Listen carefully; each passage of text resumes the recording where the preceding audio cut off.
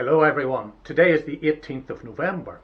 Now, if I were to say to you, it's hard to believe, the year's nearly over, you might nod your head sagely in agreement and reply something like, yes, just over 5 weeks to Christmas, and then the year's nearly gone. But I would say, no, it's worse than you imagine. This Sunday coming is the last in the year, at which point you might think I'd lost my marbles. Or, more unlikely, you might fleetingly worry you'd had some sort of Rip Van Winkle light experience and slept away weeks of your life. During coronavirus, I know a lot of us have lost track of the days from time to time, but this would be ridiculous. Both of us would actually be right. In the understanding of time that dominates so much of our lives, it is indeed about 5 weeks to Christmas, and so close to the end of the year. But in the church's understanding of time, this coming Sunday is the last of the year. If you're into the detail, it's called the Festival of Christ the King. The Sunday after is the first day of Advent and also the start of the Christian year.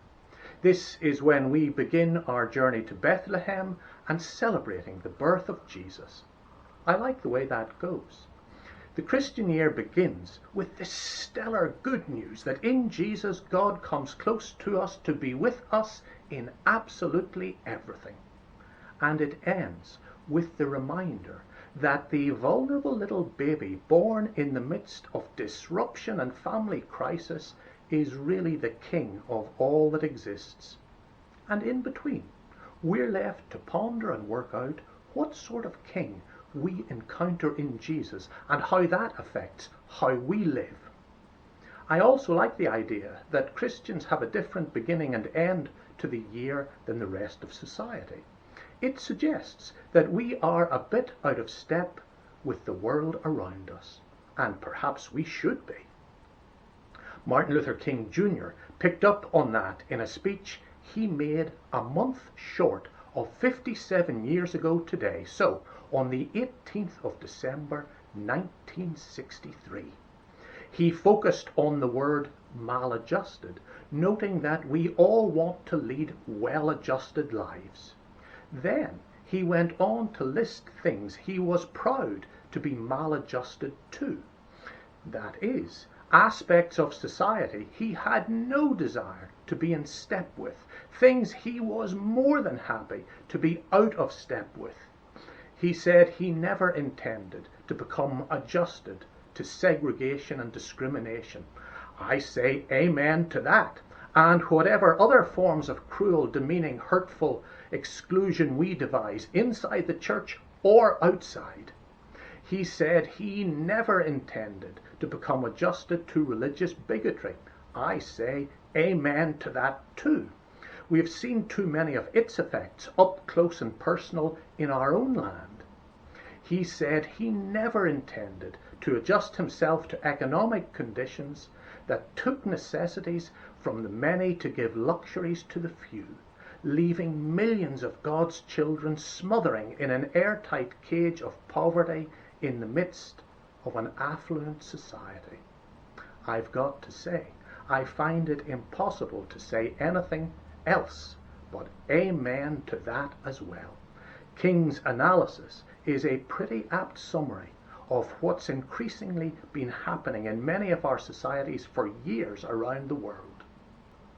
He said he never intended to adjust himself to the madness of militarism and the self-defeating effects of physical violence.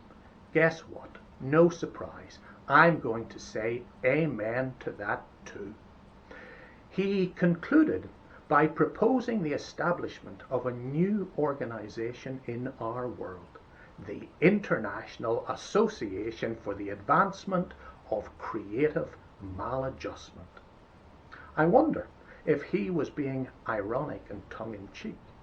He knew that at its best, the church fits this bill and fulfills this role as it shapes disciples who are out of step with the ugly and the damaging ways power is usually organized and exercised in this world. But he also knew The church is too often co-opted and captured by these very ways.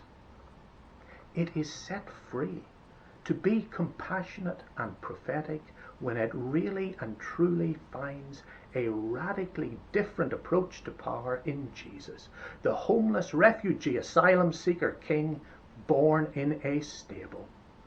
Jesus' understanding of power and its use change everything.